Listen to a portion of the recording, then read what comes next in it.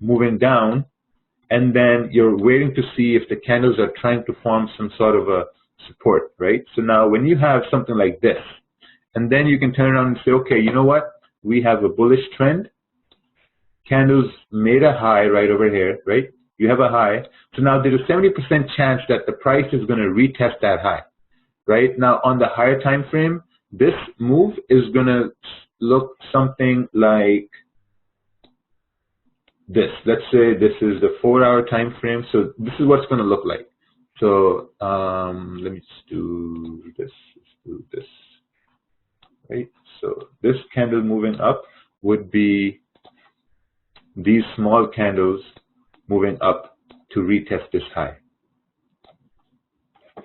Make sense? So you had a break right over here, and then price made a high, and then now you're saying, okay, you know what, we've made a high, so now I'm probably going to wait for price to come down and create some sort of a support. Candles move down, you have a support because look, this is a bearish candle, and then you have a bullish candle right over here, right? So when you look left, you're like, okay, this was a breakout, so probability dictates that since this is the 30-minute or the 1-hour chart and we're forming support, so now this tells me, okay, we form support, I can probably have my stop loss down over here. Because once I have my stop down here, I know that, okay, as long as price stays above this level, we should continue moving up to possibly fill this range, right? And then on a higher time frame, this is going to be the wick fill right over here, right?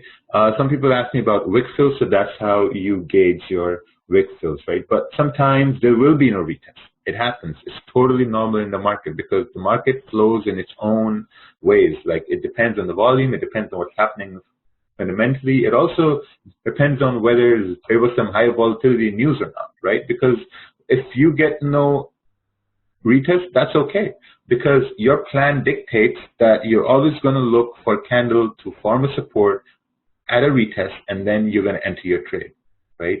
You have to be very specific with your trades. It's very, very important. Let's see. You can ask questions on the go too. So, but I'm going to make sure I answer all the questions before they're even asked. So we're going to do this. All right. So let's say that we have a situation like this, right? So you have a resistance formed here, and then you have candles moving up, right? Provided that, let's say that you missed out on this retest. So now you have candles moving up, right? So what do you do after this? Now, sometimes what's going to happen is that guy's going to say, okay, you know what, since this is a 30-minute chart, so I'm going to place a stop loss down over here because they said that in the webinar, and then I'm going to target for this wick fill, right?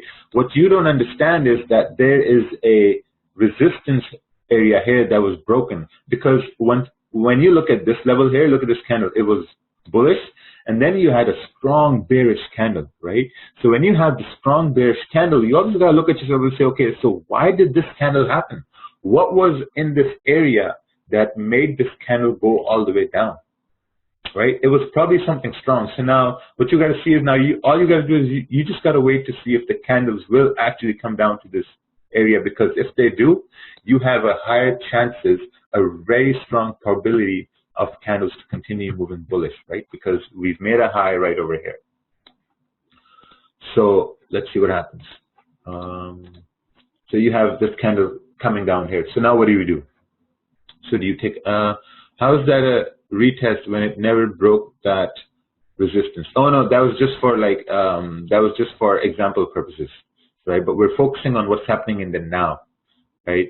Now, what's happening here is that you have a candle coming down, bearish. What most people will do is that they will take a buy right over here, right? They'll take a buy here. Now, it's not a bad trade, but it's also very risky because the candle is moving against you, right? You have to enter trades when candles are moving in your direction.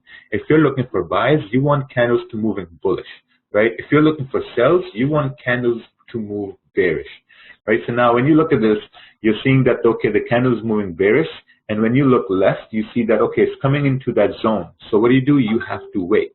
You have to wait to see if the next candle can give you some sort of a confirmation that, okay, we are now trying to form bullish that we're trying to form some sort of a bullish idea here, right? So entering at this